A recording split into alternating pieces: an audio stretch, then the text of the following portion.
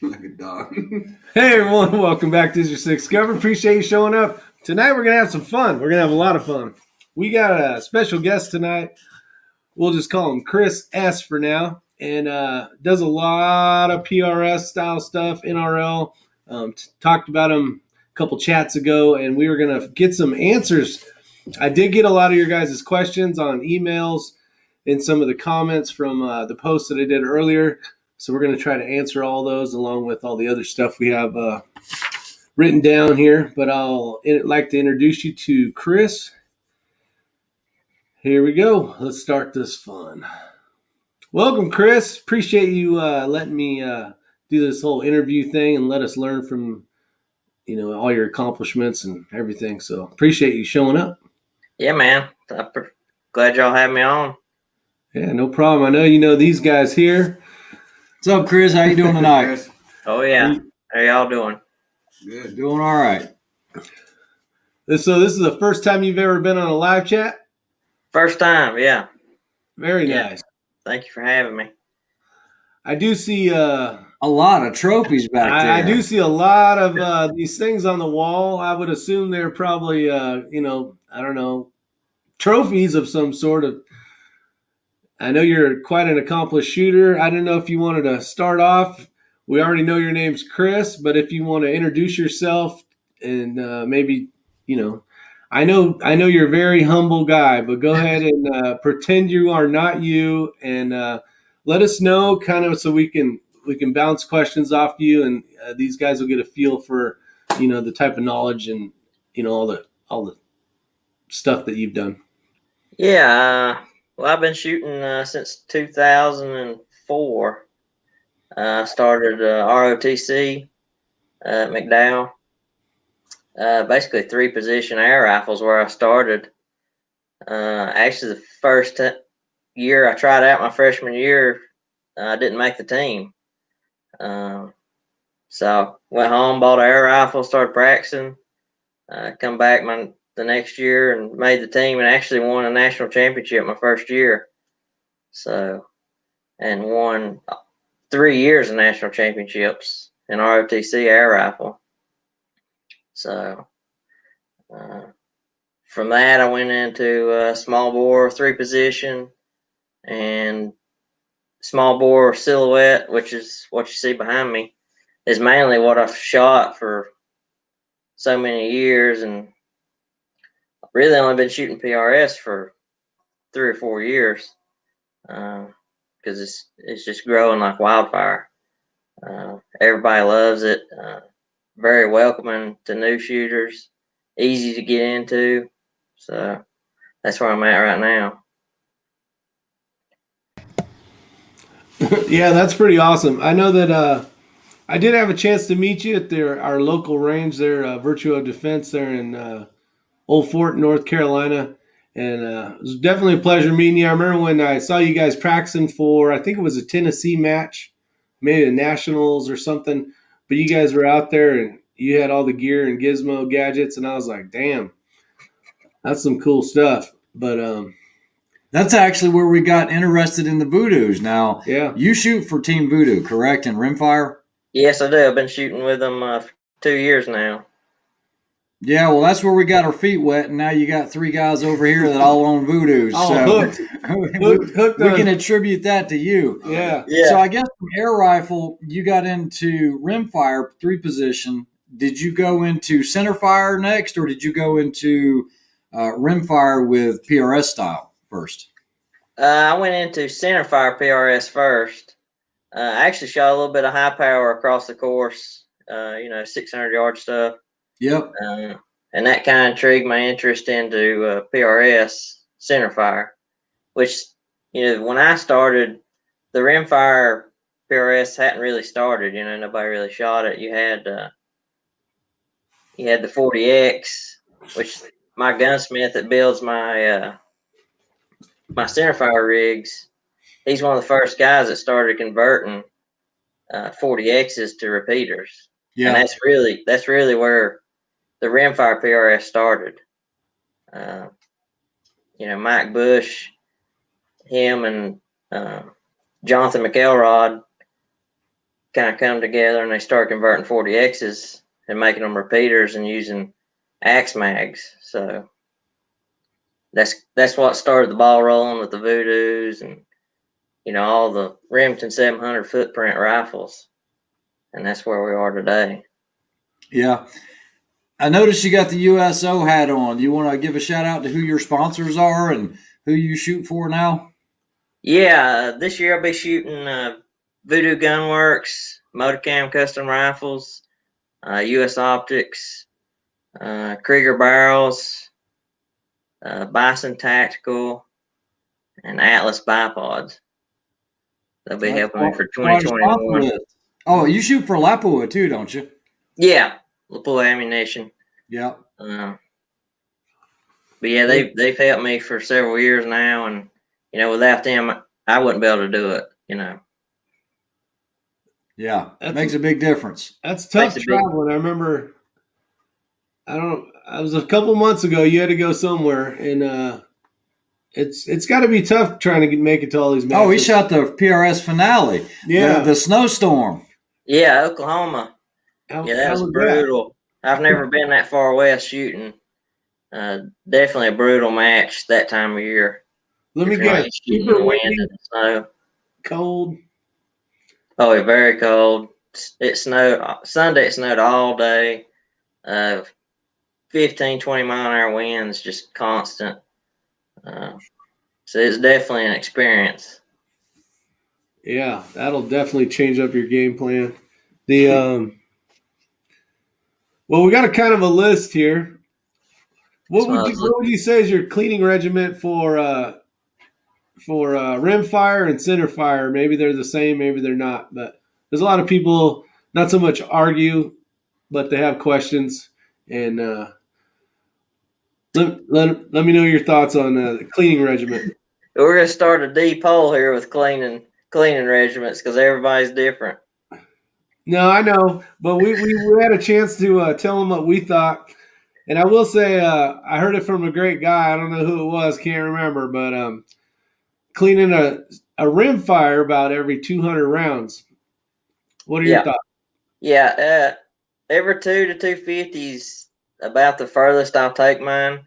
Really, every match, you know, you'll shoot 100, 150 rounds every match. So I try to clean it every match, or at least every 2 matches. Through the winter, you know, right now it's cold, so I'll definitely clean it every match, just because, you know, that lube on your rimfire bullets builds up, and you're gonna lose accuracy when that wax starts getting hard. Okay. Now, are you using, hops? You using Vortec rimfire? What are you using? Vortec rimfire blend is what I use for the bore solvent, and nylon brushes. You know, I don't use any. I think they make brass and steel brushes. I don't use those. Nylon only. A good coated rod. Vortec makes a good coated rod.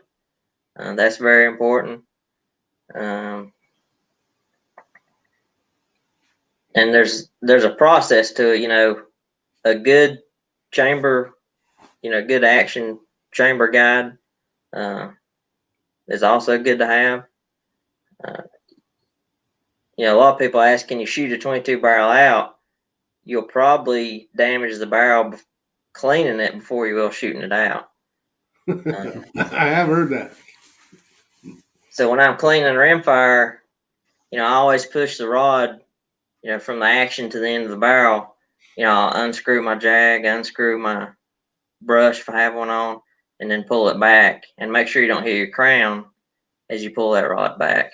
That's where your damage will come from.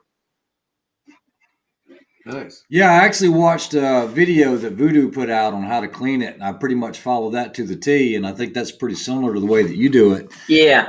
I'm not too happy with these Voodoos, that Vortec bore guide, the way it's kind of got like a semi-sphere cut in it. It's like it doesn't line up perfectly for me. I don't know. I wished I had seen one that was billet aluminum that looked like it was really nice, but this Vortec's kind of funky. Yeah, I got one right here, I think.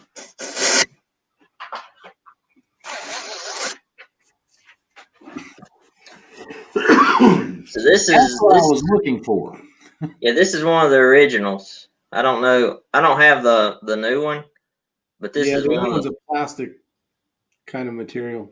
Okay, It's I like a hadn't seen. machine Delrin, and it is horrible. I don't like it. Yeah, Mine this works. one's got actually a reducing insert. Man, that was nice. That one is cool. Yeah, that's the one I tried to get. Yeah, they stopped making that. This is the one they're selling So right Chris, now. check this crap out. So I don't know what they were thinking, but that you see how it's a semisphere cut, and it goes Yeah. in this way. So your rod comes out from underneath, and the problem is it doesn't guide it. So sometimes the jag actually hits the face of the chamber, and it's like, what the heck? And you can't turn it over the other way like this, like a tray. And it has the screws in there for the different actions, but I do not like this bore guide. Yeah, if you can Mine see, lines up pretty well. this one here butts up flush, to your action. Yep. I'll have to bring that up to Mike and see, see what the deal is with that. All right, this- so That's the original one. Does that I one got have a question reducer? I'm dying to ask you, and I don't know the answer to it. If you're shooting a PRS rimfire match and you're shooting ELR, 300, 400, 500 yards, suppressor or no suppressor? Do we need to go down this rabbit hole again? Well, if you I'm pretty sure what would your thoughts be on I'm it? If pretty you have to say run a suppressor or don't run one. No suppressor.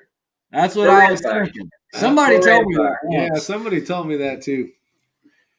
No suppressor for I agree with rimfire. that guy. I think you know what he's talking about. Let's take a few comments from the questions out here real quick, and then we'll get back into this. Let's start up here. I don't Yeah. think we can start. That was a deep rabbit hole, the suppressor, no suppressor on a rimfire. Yeah, that ended up making all kinds of forums and boards and everything else. Here's a question for you, Chris. Chris, do you have a YouTube channel? No, I don't have a YouTube channel. All right. I'm pretty backwoods hillbilly. So I just shoot And then Brian Mark says, do you have a load development? If so, how? In the short version. the short version. Basically the calibers I shoot, like last year I shot six dasher. About everybody shoots the same load in a 6 dasher. I mean, it's like 32 to 32.8 grains of argot, 105 hybrids. So you don't really do a whole lot of load development. I'm shooting 6BR this year, and I've already pretty much got a load. Those rifles shoot pretty much anything you put in them. So I don't spend a whole lot of time on load development. If it shoots a 1/2 inch, I pretty much just roll with it. A lot of guys will shoot a barrel out chasing a load. Yeah. And you could have used that time shooting, Yeah, that's what I always say. Don't chase it. You don't need a quarter-minute load. I always say if you've got a true 1-minute gun, you can shoot in a match. Yeah. If you're shooting an inch group, go out and shoot. Spend that time shooting, practicing your barricades, your positions. You'll hit more targets doing that than you will sitting at a bench, chasing a load. Yeah. And then what is your advice and points to a new amateur shooter? Probably the biggest thing is just come out to a match, come hang out, ask questions, watch, RO. Everybody's real acceptive. Most guys will let you borrow your rifle. If you come to my match, I got a rifle ready to roll. Just come up and shoot. That's The the problem main is thing. your matches are full, my friend. What? All your matches fill up. That's the problem. If you guys didn't know, Chris has his own little, what would you call it? A league? Not a league. Series. Yeah, and Yeah, as soon as I saw that on Practice Score, I signed up for that. I'm like, oh With the man, quickness. yeah, you got to be quick on these. So kudos to that because you do run a great. Yeah, you do. Great It's very, match. very well organized. I mean, I've seen all different types of matches from like the most horrible to the ones that just run like clockwork. And, I'd always said that the competition dynamics matches are the most well-oiled matches you will ever attend. Yeah, they're very but good. yours are very well organized. You do everything right, and it's good on the check-in and all that. Not a bunch of him hawing around. Yeah, I appreciate it. That's one of the reasons I started my match was, I went to a lot of matches and there was just some areas I could see improvement, that guys wasn't really doing. And with rimfire just starting, I wanted to get into it, and there's not a whole lot of matches in our area. So Yeah. I was like, let me start a match, do it the way I want it done, and make sure everything's done right and everybody has a good time. At the end of the day, we grow the sport, bring more shooters in. That's it. Yeah, I think Tyler Oath was saying that he has one of these Vortex, and he agrees that it was junk. That's when I saw his comment come up. So you might want to share that with them. I don't really like it. Yeah, I'll talk to Mike Bush and see. I've never seen that one before, so I wasn't aware they had a different one than the one I've got. So yeah, I'll bring that up and see what he says. Jeff L says that the metal board guide is only for the Gen 1 Voodoos.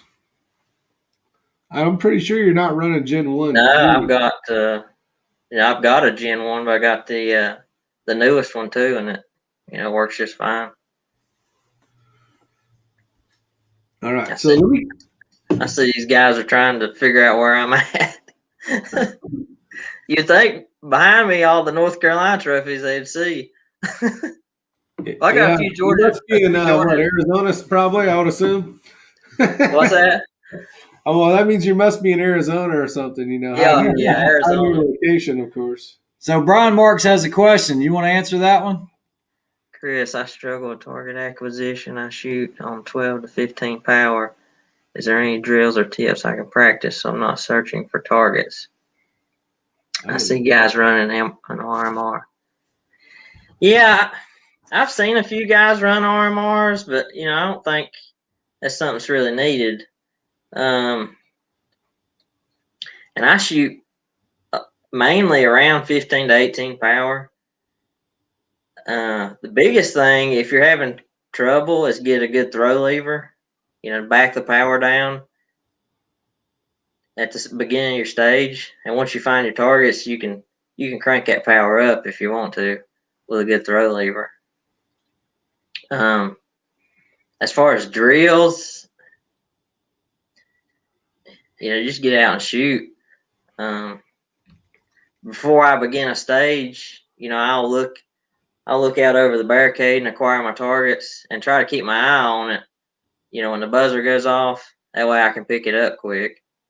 That's something that can help you with that for sure. That's funny. We've talked about that exact thing about, not looking on the ground, not look wherever. Try to find that first target that you're going to be looking for in the optic. Have your barrel pointed in that direction. And that way, when you set up on that barricade or whatever, it should be there or pretty darn close. Right. And shooting's 90% mental, Yeah. Your head's got to be in the game when that buzzer goes off. You need to know where those targets are, and have your rifle pointed, in that direction. That way it's just that much easier. That's one less thing you got to worry about. Yeah. Since you said mental, the Carrie Amore had asked a question that she had emailed me, and she said, I would like to know how he trains physical and mentally. How often through the week does he shoot? And he's going to a match. He knows the setup. Does he practice all stages through the week or just the ones he's weakest on? From Carrie Amore. Usually during real heavy shooting season, I'll try to shoot at least 3 days a week, 3 evenings a week. This time of year, I try to take a break this time of year and try to get some hunting in. I haven't shot in several months, so about April or May, I'll get fired up and I'll shoot probably 3 days a week. And as far as stages, we don't know the stages that we're going to shoot, because they're constantly changing unless you're going to shoot NRL. NRL posts their course of fire at the beginning of the month, and you can practice that as many times as you want before you go to the match. So that's one advantage for NRL versus PRS. Well, when Rick and I shot the Hornady PRS out in Utah, they did give us the match book prior to the match with all the yardages and everything. How far in advance? What's that? How far in advance, though? It was like 2 weeks. I don't remember. Hell, I can't remember yesterday. Yeah. I was thinking it was something like that. I mean, it might have been a few days beforehand. I'm not sure, but it was before the actual match because I was already putting kind of notes from the Kestrel on there. Let's go ahead and get this one question answered real quick because a lot of people ask us this. Can you see it? Chris have on his Voodoo length contour brand. What chassis? Okay, so last year I ran the Ace barrel from Voodoo in their Kukri contour in an MPA chassis. So this year Krieger sent me, one of their rimfire barrels, and it's actually being spun up right now. So this year I'll be running a Krieger straight contour 125. It'll be 20 inches with a tuner. So it's gonna be a little different this year. Oh, with the tuner. What tuner are you running? It's gonna be the ATS. Aaron Hips. We've had a lot of good comments, questions, people asking about tuners, and as of right now, we don't have any tuners, so it's hard to give good answers. Yeah, I don't have any answers for you yet, but hopefully in the next few weeks, I should be able to tell you if it's gonna make a difference or not. I don't know HES? ATS or ATS? ATS, sorry. Yeah. You think it's gonna work, Chris, with your experience? I've talked to a couple guys and they say it's definitely took away some flyers and some vertical at distance, and that's my goal, is to eliminate some of that vertical, out past 200, 250. Yeah. Now, right now, you're still an NRL 22X shooter. Aren't you ranked in the top 3 right now, or? Yeah. Yeah, I was third this year at Nationals, and I think right now I'm tied for first. Okay. Going into the, Nationals is in Nebraska this year, so. So when's the heat of the season for shooting? Like, when's the peak time? When do you start? When do you end, kind of deal? Me personally, just about all your matches start springtime. April and May is when they really start ramping up, and then most of your finales is in October, November time frame. Okay. Nice. All right. While he's looking up this other question, I have a very serious question where it's going to be a little long-winded, but most people are used to using their Kestrels, or they're getting accustomed to them. And then you enter the world of ELR 22. And that's when everything goes to pot, because now you're having to mess with your DSF or your drop scale factor because it doesn't work out right. You know that as well as I do. It's not going to be spot on. I mean, it's got the bullet in there. Let's say you're shooting Lapua Center X. You go under, it won't be under 22. It's under 224, I believe.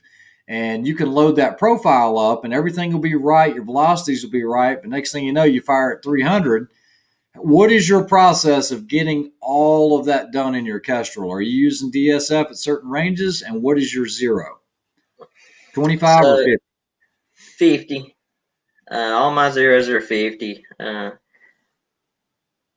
25 yard, everybody says, what about your 25? Well, I usually shoot 25 for the 50 yard zero. I mean, it might be a tenth, but you're usually not shooting target. Your targets are big enough to, to account for that. Yep. So 50 yard zero.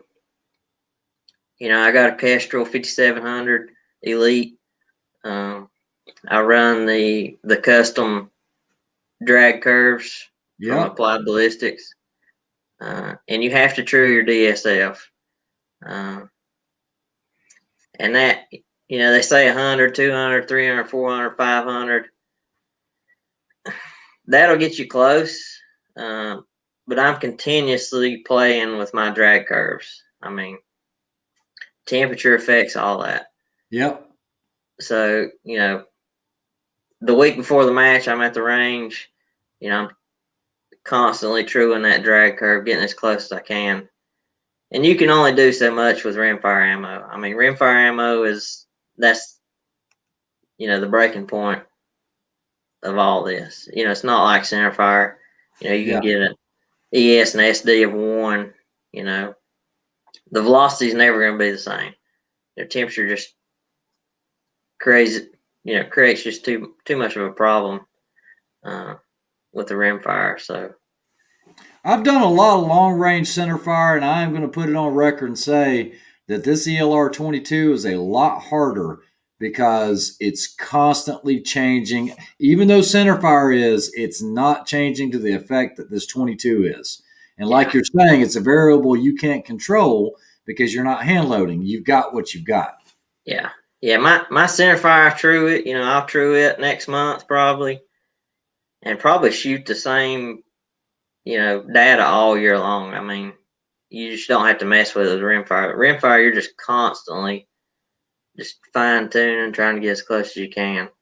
But luckily, the targets we shoot is big enough, where you don't have to be exact. A lot of guys are real particular and think it's got to be, within a tenth to 400 yards. You're just not going to have that with a rimfire. Yeah. So. Well, since we're talking about ammo for rimfire, you always hear people talk about like hand warmers, where they're keeping the ammo with hand warmers and like all these little different ways people do stuff. Are you like, what do? You just freaking bring it to the match and call it good? Back in the day, I used to take it to the range in coolers. Everybody said, "Oh, you need to keep it in a cooler." I keep it out in the temperature I'm shooting in. I got a little folder I keep my ammo in. And I just keep it out. That way if you keep it in your pocket, obviously it's close to your body. It's going to be 95 degrees, and then you bring it out and you're shooting in 40 degrees. So I just try to keep it in my backpack or in my pack, out in the temperature that I'm shooting at, just to eliminate another variable. Okay. Yeah, there's a lot of people that have different ideas on that, and I was wondering what you thought on that. Yeah, to me that that makes the most sense. That's just another variable, that temperature change with the powder in it. Now, Charles Tiffy is a really big PRS shooter, and he's got a question for you, and it's a great question. What about guys who doesn't have the Elite and the DSF option?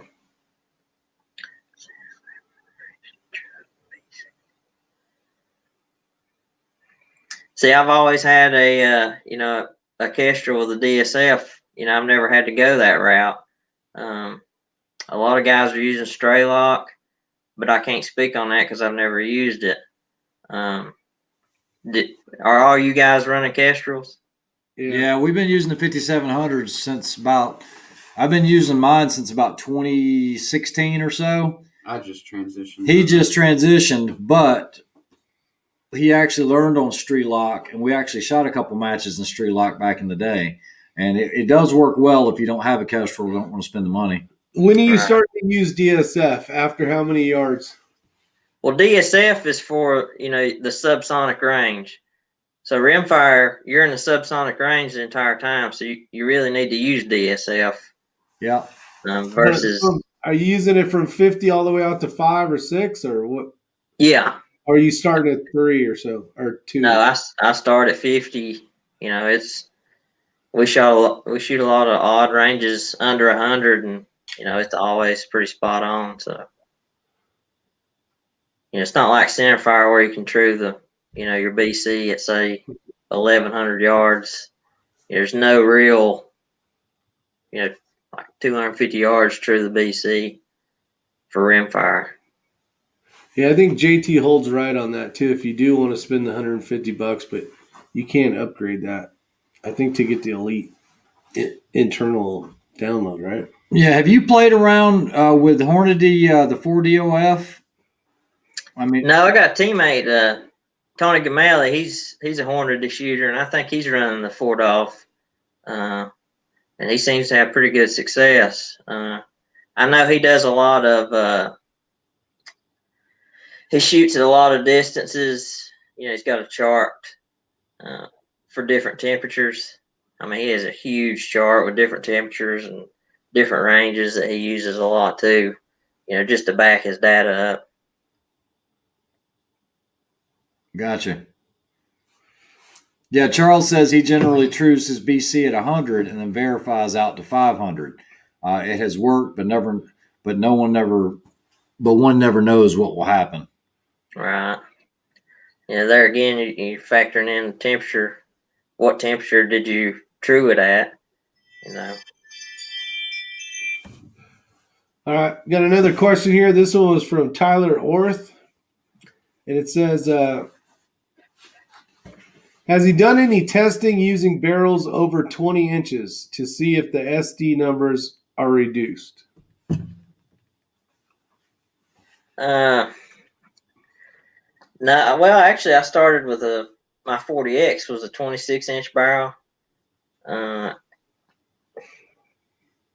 really, it was a pretty accurate rifle, but it's nowhere near as accurate as what I have now. Last year, I shot an 18-inch barrel, and then I went to a 20-inch barrel, and then this year, I'm going back to a 20. My good buddy Luke Johnson, he runs the test center in Ohio for Lapua. And he's always telling me that 20-inch barrels is, what's the best shooters up there. So I kind of stick to what he says and go with the 20-inch. Now, you sparked my interest here because this came up in a chat one night. I have a buddy that talked to one of the head guys at Ely. Now, I know you're not shooting Ely ammunition, you're shooting Lapua, but I'm sure you've shot Ely at some point in your life.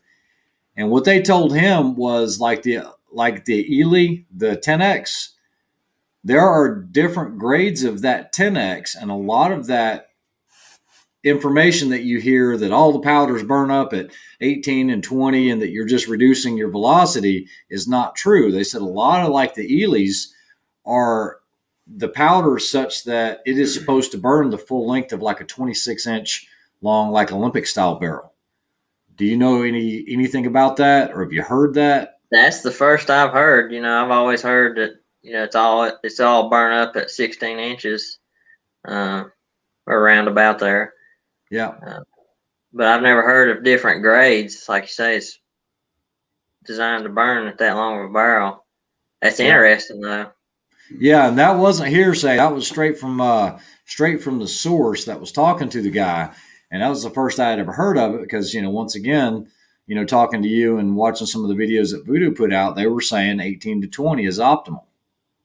Yeah, 18 to 20 is in the Lapua tunnel is what's breaking the record. So Gotcha. as far as their ammo, Midas and Center X, all that's the same ammo. It's just different grades, they say, in the QC line. Yeah. But there again, just because Center X has always shot better in my rifle than Midas. Midas is more expensive, but Yeah. it would make sense that would be better ammo, but that's not always the case. All right, here's another good question. Drew Bradley says, what are some techniques he does or you do to decipher mirage and barrel mirage in various weather temperatures, especially dealing with the temper of 22 LR?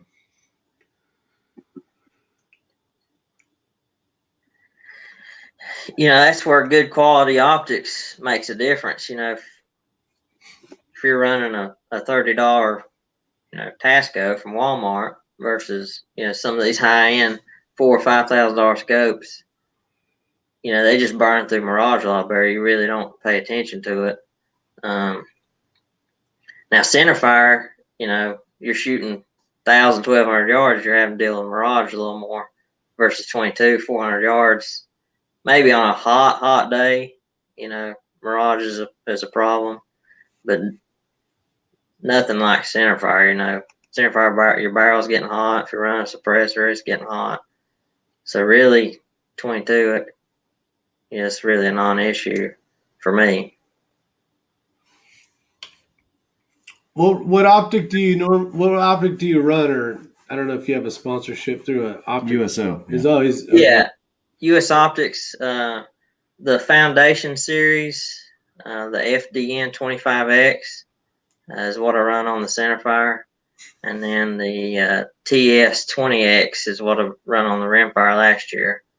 But I have a FDN 25 coming for the rimfire this year that I'm gonna run. Now the FDNs are still made in the USA. Yes, Okay. they're made in Conley Springs, North Carolina. Yeah, just outside of Hickory. Yep.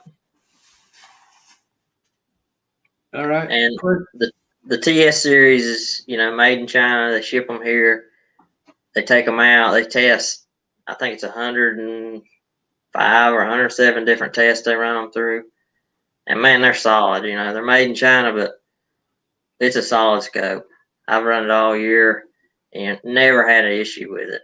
So, don't let that scare you off. Gotcha. Do you calibrate muzzle velocity at all, or do you do something? Yeah. else? My rifles go to Lapua, the test center, and get tested. And Luke gives me a muzzle velocity. I think this last lot I had was 1076. So I plugged that in, and with the custom curves from Applied Ballistics, it's pretty spot on. I have to trim them a little here and there, but it's pretty spot on.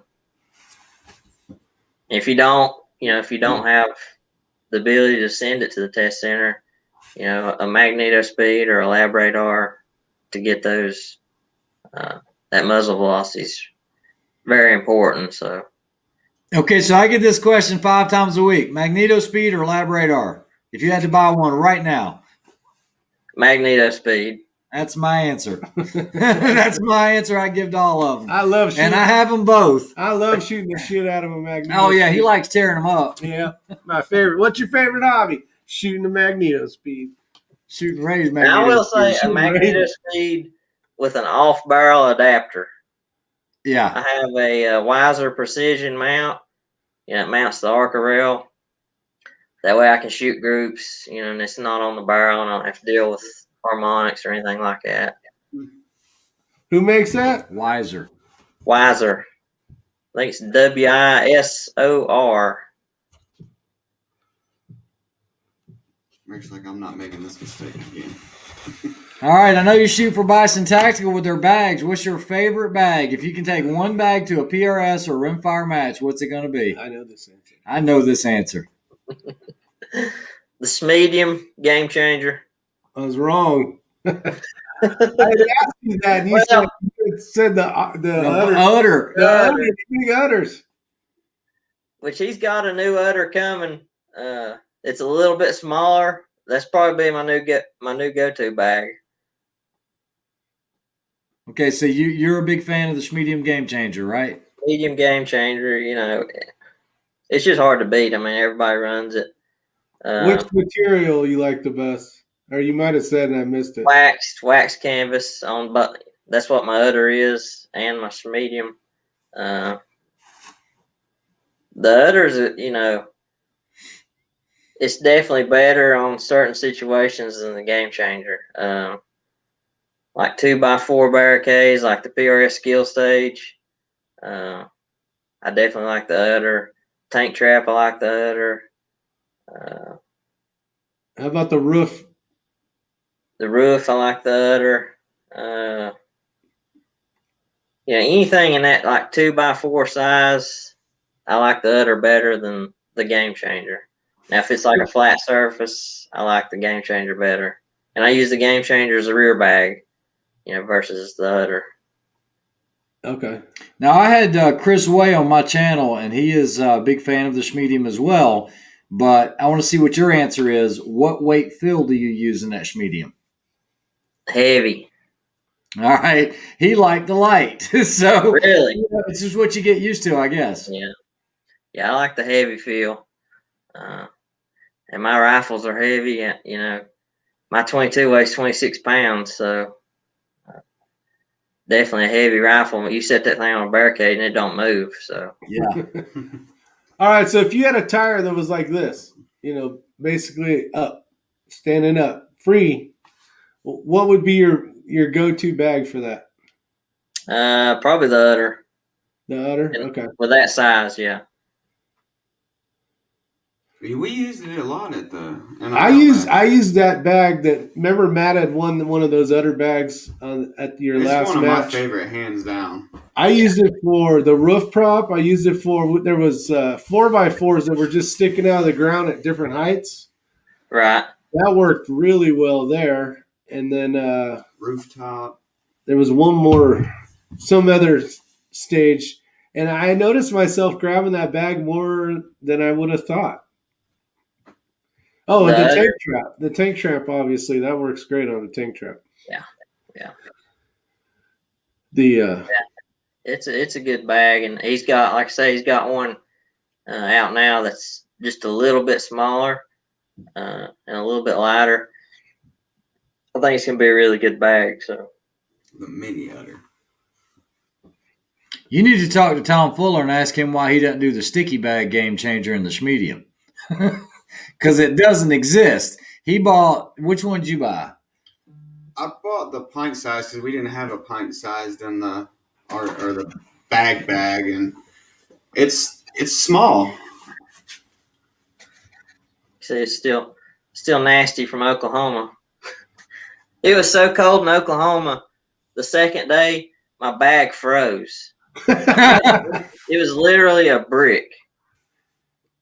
I would take it and throw it on a barricade, and it sounded like a rock hitting it. Yeah. That's how cold it was.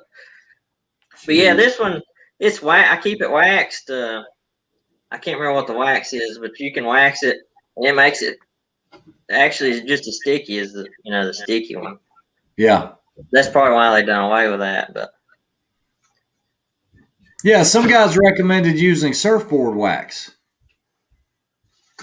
Like quite a I bit. haven't heard that, but I was trying to see where my wax was. But yeah, there's a particular wax you can use and re-wax that thing. It's a boot wax, isn't it? More for leather. Yeah, I think so. Yeah, I think it's the same stuff I used to use for my fire boots. Yeah. Mink, like a mink oily, more or less. Yeah, Charles Tippy said surfboard wax will make it sticky. Drew Bradley said sex wax. Yeah, which is surfboard wax. Surfboard wax, yeah. Cowbunga, man. Hangs Where the hell do you buy surf wax around here? You order it. It's cheap. I was going to say, hey, you ain't going to the local surf Tyler shop. said use some pine tar. Man, I cannot stand pine tar. Oh, it's all I wouldn't put pine tar on it. Man, I cut enough pine trees to know I don't like pine tar. Yeah. Gumming up my chainsaw. Dron Neely said, I don't know who Chris is, but taking his accent into account, he sounds like he can shoot. Yeah, they said you're probably from Australia with that accent. I did a video and you were RO in that match we did, that one, your match, and you had said Yodi, like the Coyotes next or something, and someone had commented on that. It was pretty good. Brian Mark says he just got a box of the Statler Fine Permanent Pins. They're nice. They're the best ones I've found to use on boards, like your data card boards. This is a good way to segue into asking Chris, how do you manage your data on your rifle? Are you using a Hawkill with white data cards? What are you doing? Hawkill data board with the the little white data boards. Just a dry erase or a grease pen. Gotcha. It's wet. Yeah. Yeah. It's nice. It folds out of the way if you don't need it for a stage, and it's right there beside your turret. I'm not having to look down at my arm. I can stay on the gun, look at it. So Shaggy Rifle says, if Pine Tar is giving up my chainsaw, my blades are dull, or two, he don't know how to run a chainsaw. Well, I can tell you it's not one and it's not two, so I don't know what it is. Three. I cut a lot of Just trees. a lot of trees. You have no idea. I do a lot more than just shoot. All right, I got a question for you. shoot. What mistakes do you see new shooters do? So you saw us all out at the match. There was new shooters, or like me. There's people that have been shooting for a while. What are some of the things that you may be able to tell us that'll help us ahead of time so we don't have to go through it? Probably taking time before the stage to make sure your gear's in order. Running through the stage in your mind before you go up there. That's the biggest thing, is just being prepared. And like I said, shooting's 90% mental. So eliminating a lot of variables, like, is your mag loaded? Do I have my dope written down? Do I understand the course of fire? Do I know where my targets are? Is it a 10 or 8 shot stage? Eliminating a lot of those will gain you a lot of points. Just being prepared. You see a lot of guys, coming up to a stage, new guys coming up to a stage, and they didn't load their mag, or they didn't have their bag. Don't know where the targets are, don't know how many shots it is. So if you can eliminate that before you go up there and shoot, it'll make it a lot easier for you to focus on the shot and making good shots.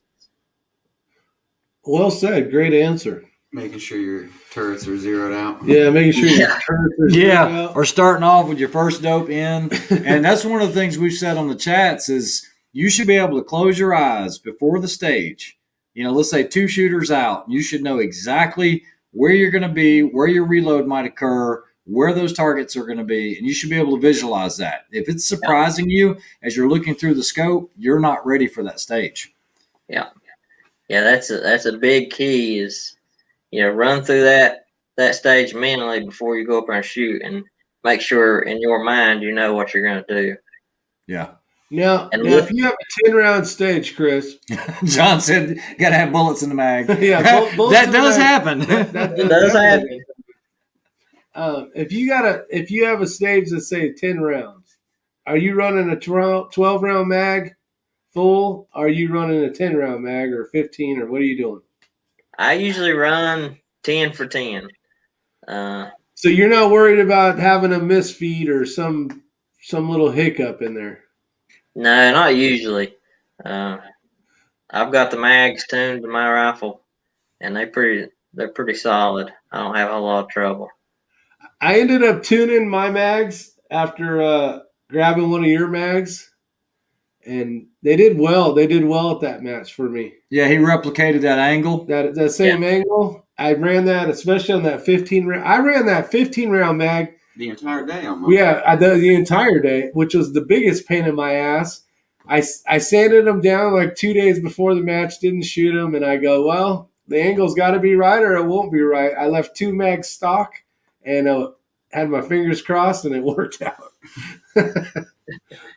Yeah, that angle, I can tell you, I know exactly where it needs to be now, just by looking at the plastic molding. There's like that little lip, you just kind of, and that definitely helped me out. So I was pretty excited. What does it take to tune a mag? It takes I use sandpaper because I couldn't find a file at Lowe's. But you could tell a difference for sure. Yeah. That one 15-round magazine that I had was the biggest pain in my ass. It always would flatten that bullet out for some reason. And Did you end up bending the spring a little? I didn't bend the spring, but I filed the back like the other one that I had gotten from you. Bought. I had filed sanded because I use paper, sanding paper, and it worked well. But I didn't mess with the spring. I think I did that. I think I had forgot what you had said about the spring to do. Yeah. I see a lot of guys explaining the tuning of the mags. Yeah, if you want to talk a little bit about it or whatever. Yeah. Every chassis is different, so even from the same manufacturer, the tolerances might not be the same, or every mag might not be the same. So basically, I'm putting my mags in, I'm loading them with ammo, I'm pushing them against barricades. I'm sitting there just cycling it to make sure they cycle right. And with the MPA, they make an adjustable mag catch, and that's been a game changer this year. About halfway through the year, I switched to it, and it tightened up the mags in the mag well. So now I can set the rifle on the mag and rock it, and never have feeding trouble. So whatever chassis system you're running, put your mags in, make sure they're good and tight. Because if you run that mag against a barricade, more than likely it's going to give you trouble. If it's got some play in it. So I did have that issue. I still don't have the adjustable, but something on my list to get. even some guys put little pieces of Velcro. The loop side of Velcro. They'll put it up in there and tune it and just make it tighter in the mag well. Yeah, just so you can't get that rocking to make that bullet nosedive. Right. Eagle Eye, Kenny is owns Desert Precision Gun Works out in Lake Havasu in Arizona, and he says Rimex has an adjustable mag. Seen folks successfully running those setups. Yeah, he's kind of questioning or wondering. Yeah, Rimex mags, with the adjustable catch on the back of them, seem to work awesome. I know several guys that run Rimex and really like it. Have you ever shot one? The downside is they're like $140 a pop. So you shot a Rimex, compared it to your Voodoos? Yeah, my buddy's got a Rimex. He's got a Voodoo, and I threatened him. I said, if you ever sell this Voodoo, I've threatened his life because it's outshot every Voodoo I've ever had. It's just amazing shooter. And he went and got a wild hair and bought a Rimex, and we both shot it, and the action it's not as smooth as the Voodoo, and it doesn't shoot as good either. He's put 2 barrels on it. And, what kind of barrels has he been running on those? He's got a Proof and I think a Bartland. Gotcha. Neither one of them shot like the Voodoo, so that's great information right there. Not just saying that because I shoot for Voodoo. That's just what if he ever wants to sell that rifle, you let me know. You've got one of mine already. Maybe. So if anybody doesn't know, that's where Rick's rifle came from. Yeah, Chris texted me on the phone, and I was like, I'll take it. Yeah. And he said, hey, Rick, Chris says, yep, I want it. I said, it is sold, Chris. I don't even need to call Rick. I'll take it. Hey, did you win? Did you win that match last weekend? Who? Rick. No, shit, no. Matt won. Tony won. Tony Gamelli. You can't blame it on the rifle. That's right. You can't blame it on the rifle. Oh, yeah. No, it ain't the rifle. And John Kreideman says he wants it. Yeah. I want it. Yeah, you don't happen to have about 12 more of them. Some we could sell them right now. I wish I did. I got people calling me. Where can I get a Voodoo? Where can I get a Voodoo? Like, you just have to get in the line. I lucked out. Yeah, actually, Matt's the one that lucked out. Well, I lucked out more than anybody, but. Yeah, Matt calls Altus. They're waitlisted, and then they called him like the next day and said they came in stock, and so he got one. We have a shipment with a few different barrel lengths and profiles that just not randomly, they showed up early, and they weren't filled, so. It was awesome. I jumped on one quick. I almost bought one. You still wish you would have. I do. At this point. Yeah, because I could have got Kreideman one. I want to get Kratom in a rifle. Oh man, I tell you what, we got all sorts of good stuff here. In rimfire, are you running 30-minute of angle, or what are you running as far as your base? 30, 40? 40. Okay, Yeah, that's what I'm running. So I just want to make sure. Yeah, and you can still shoot 25 just fine. Yeah. With a decent scope. So. All right, here we go.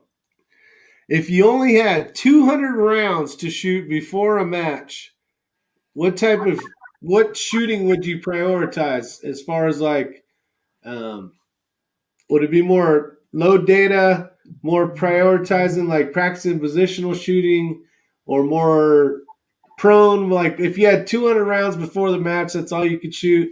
And we're talking about like if you thought you felt weak in a certain area, like all the aspect. You had 200 rounds, and it was a couple days before the match. What would you use those 200 rounds for? Well, obviously, I'd check my zero first off. Yeah, Check my zero, and I'd at least send a few to check my data. Depending on what they're using, just make sure it's good, because you can be the best positional shooter in the world, but if your data is not giving you the right call, you're not going to hit it. So, definitely check my zero and check my data, and there's certain barricades that I'm weak in, and I know I'm weak in. I'll shoot those. If I think they're going to be in the match that weekend, I'll shoot them here at the house. I got most of those barricades here, so I would shoot the stuff I'm weak in for sure. What's your toughest position shooting? And then I got to answer. And then I got another question for you. Like you see it on the stage, match page, and you're like, dang it, like not that one. Anything we can. I'm right-handed, so if it's anything weak side, I'm screwed. And I know that right out of the gate. Boats. I've had terrible luck with boats. I don't know why.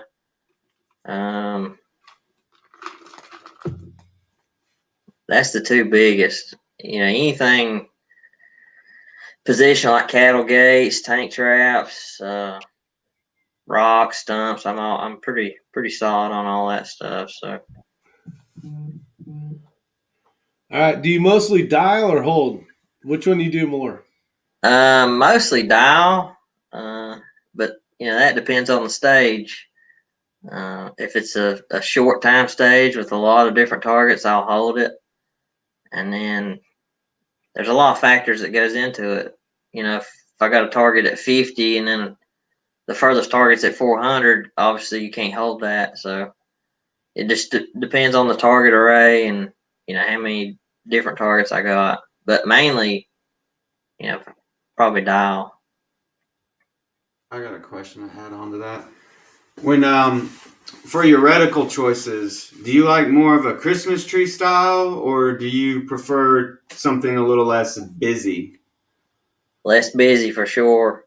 Floating dot reticle. Mm-hmm. 0.2 hash marks is ideal for rimfire, and 0.5 for centerfire is ideal. But yeah, I'm against Christmas tree reticles for PRS just because you'll miss a lot of impacts, down low, just because the reticle's so busy. Yeah, I've noticed that lately. I have a pretty busy reticle, and especially when we were getting zeros out at 400 and 500, I was having to drop down to get in a less busy top portion just to see where my splashes were, if they were left, right, low, high. Starting to regret some things, but yeah, you'll miss a lot of those misses, especially low down on a Christmas tree reticle. Yeah, that's a double miss then. Oh, jeez. What is your preferred weight for trigger? Pound and a half, 2 pounds? I think mine's right around 8 ounces right now, 8 to 10 ounces. I think last time I checked. Rimfire and centerfire? Yeah. What trigger are you running? They're both the same. I run Trigger Tech Diamond. Okay, well that's what we're all running as well, and I love that trigger. I think it's a great trigger. 2-stage or single stage? Single stage. Curved, flat. It's curved. Oh, it's the trigger I have then. It's curved. That one was a curve. Actually, you got flats now. Oh, gotcha. Yeah, I prefer the flat now over the curve. And Commando 97 says, Chris, what's your barrel break-in procedure? I'm assuming for, I guess, Center fire, probably. Center fire, maybe. Yeah, we'll cover both, but center fire, shoot 3 clean, shoot 3 clean, shoot 5 clean, shoot 10 clean, shoot 25 and then clean, and then you're pretty much good to go from there. Rim fire, I don't really have a break in. You just take it out and shoot it. I do my normal cleaning. Like I say, every 200 rounds, every 250 rounds. I like this rimfire stuff. I like rimfire because I don't have to reload. You don't have to mess with anything. You just go. You just go. So I've done a lot of break-in procedure videos, and we're very similar in the way we break them in. But this is a question that I get a lot. It behooves me why I get this question. But a lot of guys are under the impression, maybe not anybody on the channel tonight, okay, so you're going to shoot 3. Can I just pull a bore snake through there? And I'm like, no, that's not clean. Okay, you're just breaking up the carbon and pulling it out with a dry rope, basically. I mean, literally. I mean, that's what I never have understood the bore snake deal. If we're getting dirt out of your barrel in the desert, it's great. I do get that, but that's pretty much it. But I just want to clarify this question because on my videos, when I'm talking about barrel break-in, because it is so controversial, but even your premium barrel manufacturers, I know there's some that don't agree and some that do, but like even Proof will say, shoot 1 clean, shoot 1 clean, shoot 3 clean, 5 clean, 10 clean. When I hear clean, I'm going through the full decopper regimen. I'm using Vortex CU plus 2 copper remover. I'm using, hops. I'm breaking out the carbon. And that's what I'm doing when I'm cleaning. Is that what you're talking about when you're saying cleaning as well? Yeah. Good. Now I'm getting the copper out. I'm stripping the barrel down. Yeah, stripping it out. Yeah. Okay. All right, we got another good question here. How about break-in before sending to Lapua? I would assume so. Yeah, 200. 200 rounds. Yeah. They want 200 rounds. There you go. Yeah, I would at least, send 200 through it before I send it, for sure. And then Drew Bradley, he'd like to see if you could answer both of these, rimfire and center fire, but first focal plane or second focal plane scopes? First focal plane for both, absolutely. Just because of the holdovers, and you don't have to deal with, dialing that scope into the power for the reticle and make sure you're holding the right, holdover for a second focal plane at the right power. So definitely first focal plane. How about bore cameras? Do you use bore cameras? No. Don't look through the bore. Yeah. You don't look through the bore? No, not with the bore camera. Now, this is a really good follow-up to what we just talked about, Chris. And Spy Sweeper says, I thought it didn't really matter to break in barrels. And I will say that if it is a hand-lapped barrel, and it's something that's, a premium hand-lapped, I don't see as big of a difference as something that is not, okay? Something that's not a high-end premium barrel. Now, I think the whole time I've had my channel, there's only one barrel I have not broken in, and that was that 6-dasher, the one-off that Proof sent me that there will never be another one as far as I know. And I didn't break it in because it was hand-lapped and custom-made, and I was like, this thing should be good to go. And so I screwed it in and shot it, and Send it. I'm gonna keep doing that because they were nice enough to send me a barrel that I'm never going to be able to replace it. So not with a center fire, you got to shoot 100 rounds through it, to get it's going to speed up after 100, 150 rounds anyway. So yeah, just to get it to settle in. Yeah. So you're breaking it in, cleaning it, checking loads. So just messing around, get 100 rounds through it, and then you're going to see what it's going to do. You might want to read this one. This is from Iceland. Otter, Fun. our buddy from Iceland. Do not even bother about breaking in barrels. Yeah, I mean, I know a lot of pro shooters that get barrels that go out, put a load through them, and just shoot them. They'll shoot them till they speed up. They'll get their data for it, and then shoot it for the rest of the season or until it burns out. And a lot of them don't even clean them. So that's just one of those topics where it's kind of like suppressors on rimfire. Everybody's got a different opinion. What are your thoughts on that?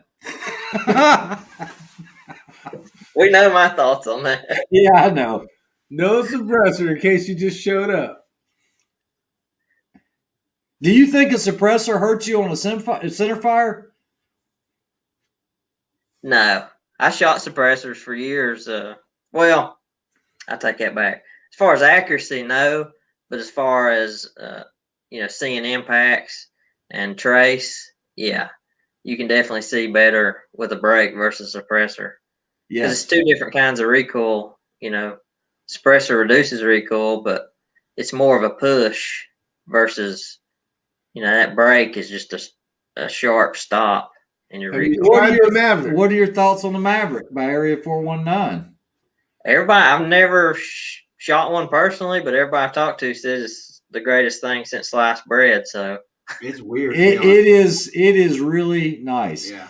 Next time I see it out at the range, if I've got it, you need to try it. Yeah, 'cause that's cool. it is that happy medium between getting a great muzzle brake and getting a great suppressor Hey, Bill without Sweeney. getting one or the other. yeah, that's what everybody said. It's amazing. So I just haven't bit the bullet yet. The brake doesn't bother me. A lot of guys say the brake gives them headaches, or the particular brake I got, the guy sponsors me and gives them to me, and I shot the I think it's the APA Fat Bastard for a couple of years, and it would give me headaches just because of that blast coming back towards you. His brake puts the blast more out to the side versus back in your face. Whose are you shooting? It's the Rytec. I got one right here, actually. Yeah, so as you long know. as it's not attached to a firearm. Don't It's show not. the rifle. It's not. Okay, good. YouTube is a pain in the ass when it comes to that stuff. So this is it here. Oh yeah, it's more flat, like a. Yes, Now, is that a clamp on? it's self-timing. Yeah, it's got so you screw it on there, time it, and then you got a grub screw here. Gotcha. Little sit. But the way his ports are designed, it puts the blast to the side versus back in your face. It doesn't really give you that concussion on your head all day long or for 2 days. That reminds me a lot of a Thunder Beast CB brake. Yeah, it looks a lot like a CB brake. But, yeah, it's an awesome brake. He just released it, so I think he's going to do well with it. Nice. You have any questions? I know you got some questions. I know you I got was a curious. question. I was curious with the reticle because I'm really starting to think a little. He's been winning all the matches, burning it Yeah. down. He won everything at my match. No. Yeah, he did. He even won my card. That's how lucky that son of a gun was. When I figure out how to count, I'll get it figured out. He can shoot, he just can't count. Yeah. Do you got any maybe some magic insight into the next match? Some magic insight. There will be a boat, so I hope you like boats. I hate boats. Should I bring a fishing pole? Hey, you said you hated boats, so why That's would why I you put- comment us like that? That's why I built it and put it in there, so y'all would have to shoot it, not me. Great. Then I know what the other. Now I know what the other stage is going to be. Then. Should fill it halfway full of water too. Yeah, I'm slopping in water. Slopping in water. You got to run around your bathing suit. But no, it's going to be a lot of targets, a lot of distances, a lot of movement. Time out. 90. Yep, be 90 seconds, 8 to 12 shot stages, 4 to 6 positions per stage, probably. Small targets. Yeah, see, this match we went to this last weekend, the NRL, 6 stages were 180 seconds, and 6 of them were 120, and then they threw out 2 of the 120s. 180 seconds? Yes, 100. For It a was stage? 180. There was Yeah. some you just had so Yeah. much time you could Yeah, sit 180. back and take a sip of tea or something. Wow, I could stop, take a nap, and keep shooting. I know it. We're gonna come to yours with a 90 seconds. You know what though? There was a couple of those 120s. I was like squeaking by though. because we got comfortable shooting 6 stages at 180. Yeah, I'm like, man, I got all the time in the world. So Big Johnson is from Texas, and What up, Big Johnson? he's bought himself recently one of the Savages with the chassis, and he's been getting into this, and he wants to know what the furthest you have shot a 22 long rifle constantly or consistently. I don't know. I know Rick and I played around at 700, but that's not consistent. Yeah. I've shot some nice groups at 300, under 3 inches at 300 pretty easily. So I'd say 300 and then, you're in trouble at 300 and then. Beyond that, your ammo is really, you got to have good, consistent ammo. And that's why I limit my matches to 400. And, I only have a couple shots past 300 just because most guys' guns, it's just not consistent that far. So, I like to keep the level playing field. Yeah. Now, we're big fans of this LRA Send It. Outlaw Josie Wales asked,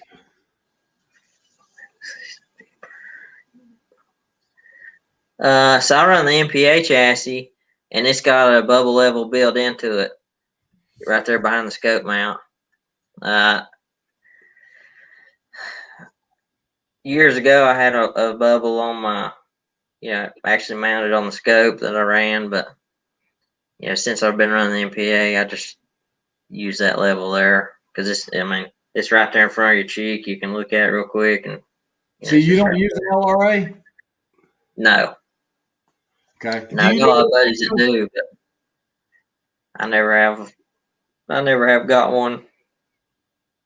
Do you notice yourself looking at that level pretty much every shot somehow? No, if it's like an ELR stage or my distances are pretty far, I'll look at it. But usually, your closer shots, especially 100 and in, it's not gonna make a difference. Now, if you're canted way off, yeah, but most of the time, those closer shots, it's not gonna affect it. Yeah, Stratus says order to Send It today to try out after your recommendation. I know I've been using them for a long time. Matt uses one. Rick uses one. I know Eagle Eye now. Kenneth, he uses one. They're just it's nice because you don't have to look at it. You don't have to focus. Yeah, You're a lot younger than we are. So the thing is for us, I can't focus on that little bubble level that's It's right too here. damn close. It's too close. All I see is a big yellow thing. Yeah. So, so having that where I'm not having to focus on all I have to do is see green, and I know it's right. I don't focus. It's just the color. And it's pretty handy for me. US Optics has got bubble levels inside their scope now at the bottom. Oh, don't tell me they're doing that crap that Springfield Armory did way back in the 90s. Either one. Springfield Armory actually put a bubble level at 6 o'clock inside of the optic. And when you were shooting, you'd actually see the bubble in there. But they turned out to be the biggest piece of crap scopes ever made. Right. And they didn't last long. But, yeah, they had them way back in the day. I'm sure a lot of people remember that. Chris, or actually, John wants to know what that company was that made that break you were talking about a minute ago. That's Rytec. It's RHYTEC. There you go. Rytec. I don't think he has his website up and running. He just just released him. I run him all year last year, just kind of testing. But he's fixing to bring on the market pretty heavy. So Now, somebody asked earlier if you're running a bad MF, and I know the answer to that question. You're not, but you definitely want to try it out from what you told me. definitely want to try. I keep hearing about it, but I haven't seen it yet. Yeah, they're unobtainium right now, but I've got one with your name on it. Yeah. So the next time I see you, we'll definitely get that squared away. But Yeah. I saw quite a few at that last match. There was yeah, there was at least 5 or 6 of them. yeah. There's the problem is just getting them right now. It's so difficult. Well, you can't get anything right now. It seems like. Exactly. It's just everything sells out instantly. What's you're sponsored by Atlas? Yeah, Atlas So bipods. which are you using? You don't use a BT46, do you? Aren't you using the one that's got like the cradle? I run a PSR last year, and I still got it. And they just sent me the Super Cow. What's that? That's the cradle. That's the cradle one. That's the Yeah. white one? Yeah, it's huge. Are you liking that or? Yeah. Well, I run it at the PRS finale on the centerfire, and it was awesome. I mean, it's an awesome bipod. So, and Now- you know, it's not a do it all, but you know, for like prone stages, you know, as long as you're not swinging real wide with, you know, having a pan, it's awesome. Like tires, because it goes so wide, you know, you can actually shoot modified prone off tires and things like that with it. So Are the legs longer? no, it's 6 inches by 9 inches, I think. 6 and 9? Yeah, after your last match, I had won one of those AccuTac bipods, and I ordered it, got it in. I think I got something for a 50 cal because it is the biggest, most robust, heaviest bipod I've ever used, and I don't think it's going to fit my application. It's nice, but it's big. Yeah, they're huge. Yeah. Now, Well, somebody said that's the number one bipod in PRS, or not number one bipod, the Sponsor? sponsor of PRS. yeah, they sponsor a lot of matches. So that's probably why. But I mean, I see guys using them, you know, and they got several different models. I don't know which model you got, but they seem pretty bulky and pretty big, maybe Yeah. overbuilt. Yeah. I hear you. I've got a question from Avery Omerto. Says, can you touch on production class and rifle modifications? So production class PRS is $1,500 combined MSRP, and that's listed on the manufacturer's website. So, you know, whatever, say you got a CZ and you're shooting a 457 and the MSRP is $800, you can spend $700 MSRP on an optic. As far as modifications go, it has to remain in the factory, you know, the way it comes from the factory. So, you know, the stock and the barrel has to remain factory. You can adjust the trigger. You can't replace the trigger, but you can adjust it. You know, there's a lot of different ways you can adjust factory triggers. A lot of them's adjustable nowadays. You can add Arca rails. That's one, you know, Arca rail or a Picatinny rail, you know, to attach your bipod, things like that. You can add like a cheek riser and things like that. But other than that, that's about all you can change. Going Ballistic has a question. It's what reticle do you use for your TS20X? The JVCR, the Jake Vibbert reticle. It's a floating dot reticle. It's got 0.2 hash marks windage and 0.5 elevation. Oh, nice. That's a clean, pretty clean. Yeah, it's a pretty clean I mean, it's got some, you know, some dots down low. but it's pretty clean. Okay. Yeah, it sounds like Big Johnson and quite a few of those guys have some. That damn trimmer looks like you're landing in LaGuardia or something.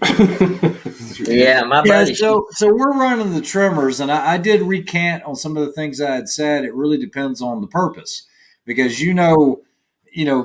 from me, my background was doing the sniper matches, the ruck style matches. You're not doing much dialing at all because there's almost no time to do it.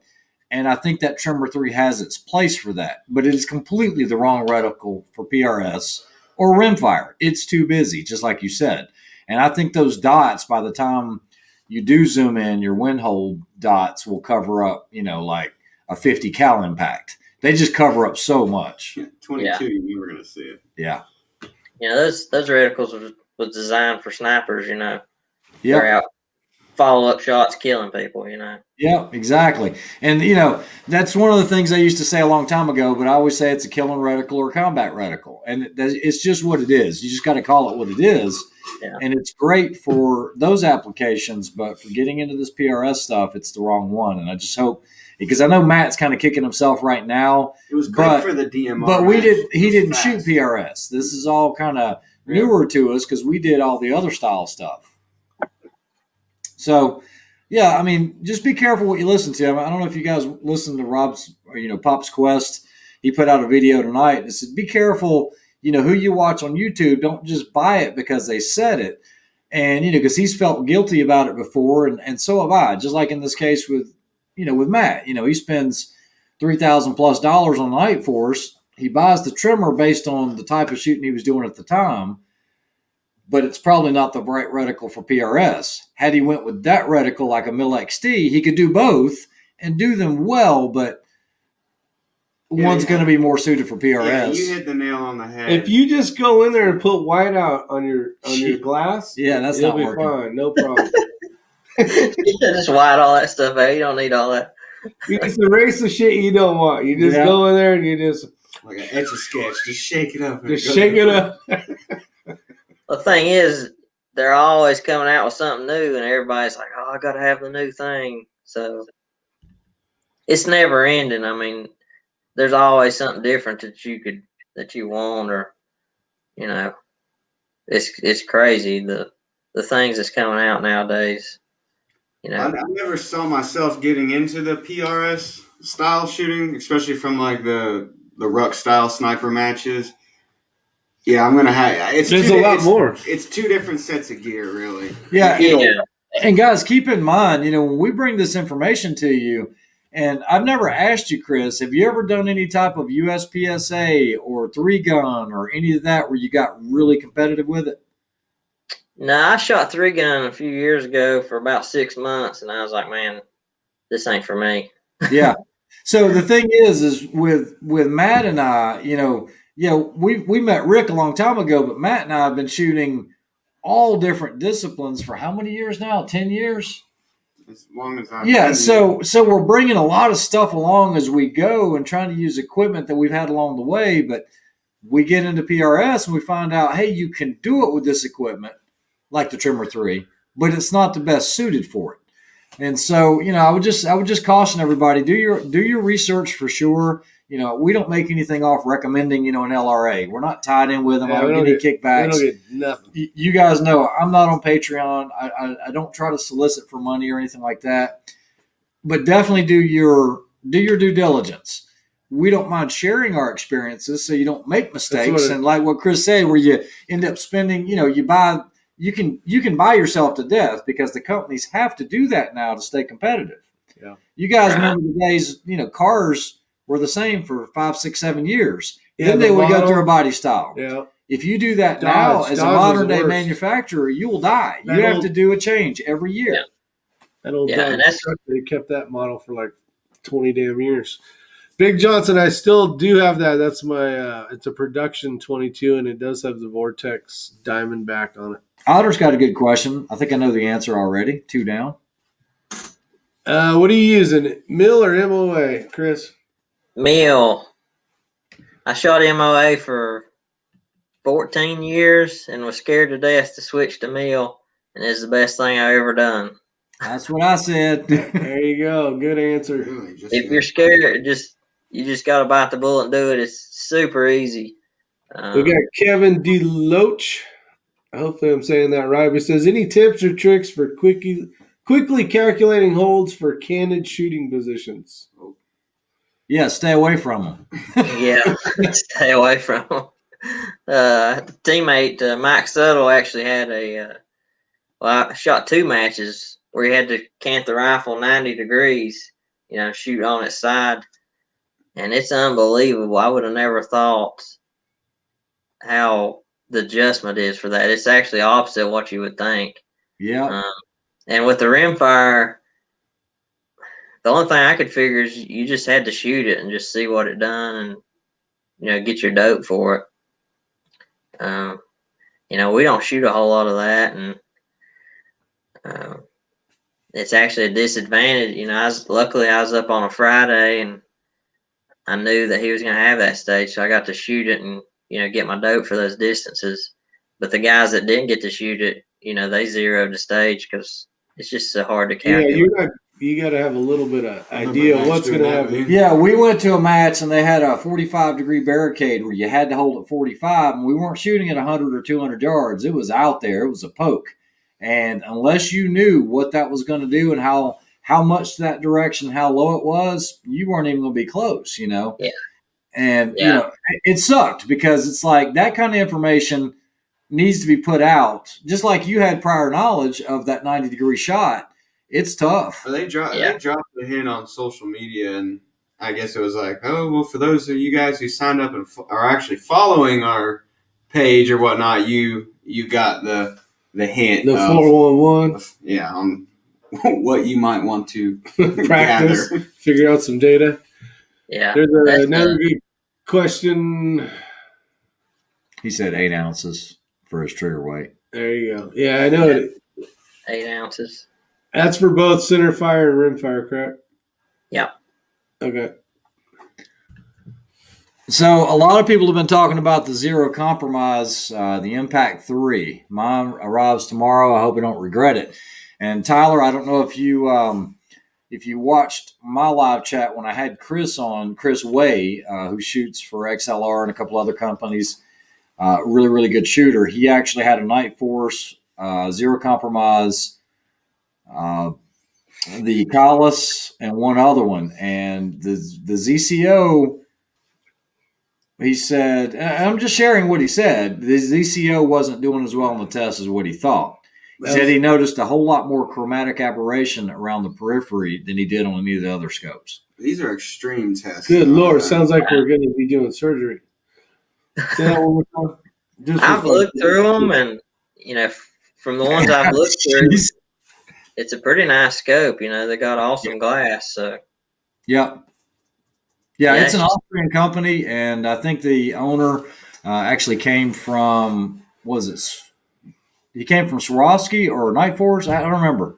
I can't remember either, but yeah, but that really surprised me because I was looking into getting Zero Compromise. I've had a lot of questions about them, and it really surprised me. And Chris is one of those, he's all about data, and he was getting ready to take him to the desert. He had him out in 16 degrees in Colorado for 5 days. Heavy snow, shooting in them, throwing them, you name it. And I was surprised. He at that time, Night Force was still ranked number 1 on his list, and he doesn't shoot for Night Force. He's doing the Assassin's Way. Have you heard of that match? Yeah. He signed up for it. $25,000 entry fee, $500,000 purse. And Night Force was first, Collis was second. I think ZCO was tied with the Loophole Mark V. Wow, really? Yeah. I figured Tangent would be up there somewhere. No, he didn't want to run a Tangent for some reason. He only tested those 4. Wow. Because he bought them all himself. Tangent would definitely be one of my top 4. Yeah, they're good scopes. All right, Jesse Wells has a good question. He says, do you prefer shooting rimfire with or without glasses? And if you do you prefer clear, tinted, or polarized? No glasses at all. Yeah, enough for. Yeah, they actually tried to require us to wear glasses at a match up in West Virginia, and it didn't go over very well because you're laying on a gun. Yeah, and that's a crazy thing about YouTube. We put out a video, and guys will tongue lash you to death for not wearing your safety glasses, and it's like, you don't understand. When you go to these matches, as long as you're behind glass, I know your support eye is not behind glass, but they don't require you to wear safety glasses. In any match I've ever been in, that's always been an option. Yeah. And man, they will burn you at the cross if you don't have glasses. I can't believe you're not wearing safety glasses. How can you put out videos with no safety glasses on? Yeah. Talking about safety, what kind of what are you running for Ear Pro? The cheapest foam earplugs I can get. The little orange ones? The little squeezy orange ones. Hell yeah, holy shit, that's awesome. Yeah. That's awesome. I've tried the electronic ones, and my buddy runs a chamber cooler, and some guys was giving him some bad mouthing because it was irritating their electronic plugs, and I was like, man, just run foam plugs, you don't have to deal with it. Now, I will tell you, when we were in Utah, these guys had barrel coolers, and it sounded like jets in the corner. Yeah, that's what they were saying. And it's just that irritating high-pitched sound. There was one guy that had one built into this like big machine. A weed eater. And I was like, holy shit. A backpack blower. I'm like, oh. Yeah, it was we was cracking up. They was all complaining because of his barrel cooler. But I just run old cheap squeezy foam plugs. Reason to like shooting 22. So Eagle Eye says masks are mandatory now in certain matches. I know that at the NRL match this last weekend, son, if you didn't have that thing on, you were getting called out, son. Put your mask on. Hey, okay, so I'm not going to get into politics, but did you guys see the video of the police officer that pulled the taser on the guy in the gas station for not having a mask on? Okay, no. I've always tried to be pro-police, support police, but that video pissed me off. Mr. Guns, police officer gets out of his car, goes into a gas station. The guy's sitting there with a bottle of water. He goes, "Where's your mask?" And he goes, "I don't have one." And he goes, "It's a city ordinance. You need to get out." And he goes, "Well, I don't have one." He goes, "Did you not hear me?" And then he goes, "Leave the store now." And the guy leaves. Now he's open carrying, and then he draws his taser on him.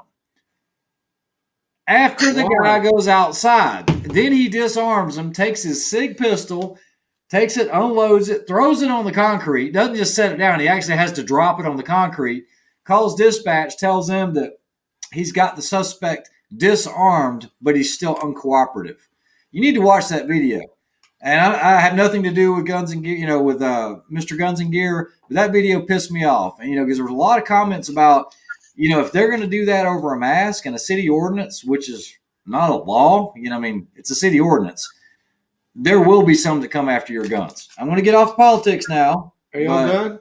I'm done. Hey, he's eating a Snickers. I got to go eat my Snickers. Yeah, I'm hangry. Yeah, get your ass out of here, you knucklehead.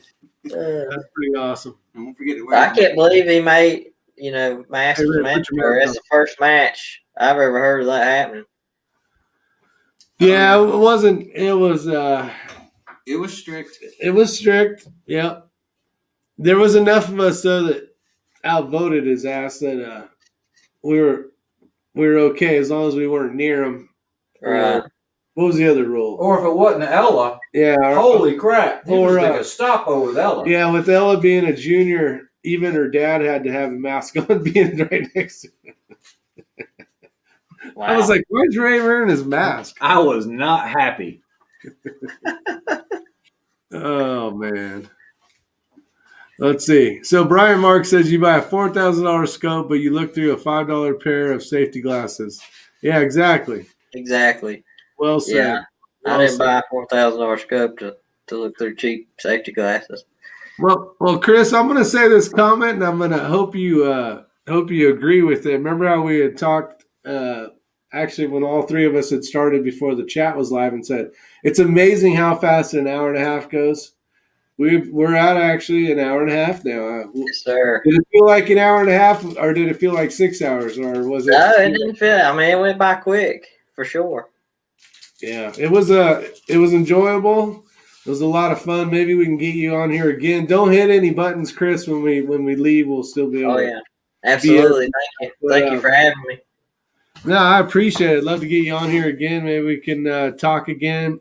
Maybe you can promote your match coming up. Besides this one, this next weekend because it's sold out already. But maybe you, if you want to, say thanks to any sponsors again, or promote the VOD Virtual Defense there in Old Fort, North Carolina.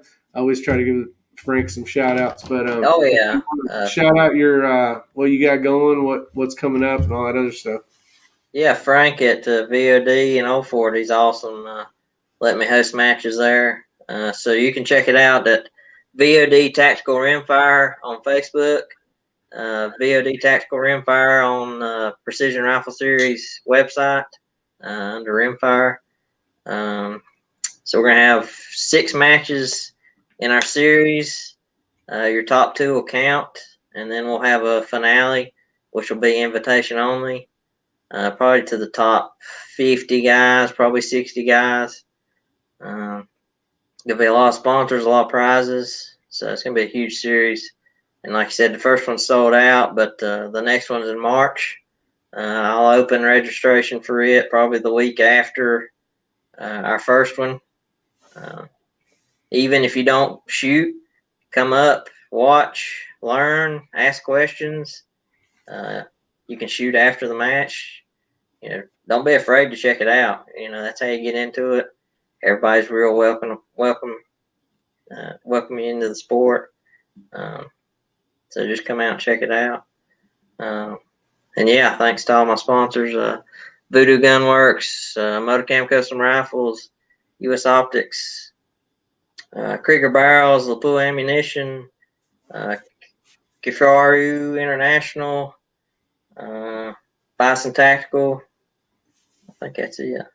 But yeah, thanks to all those guys. Atlas. Thank you guys for having me. Atlas. Atlas byproducts. Atlas byproducts. That's what happens when you got a little shit ton of them, right? Yeah, that's You're right. like, I'm missing somebody. Yeah. If you guys don't mind on the way out, make sure you hit the thumbs up button. That way, this will, help other people get to see this. Maybe they'll learn something. Appreciate everybody showing up tonight. Stay safe. Have a great night, and we'll talk to you tomorrow, I would assume.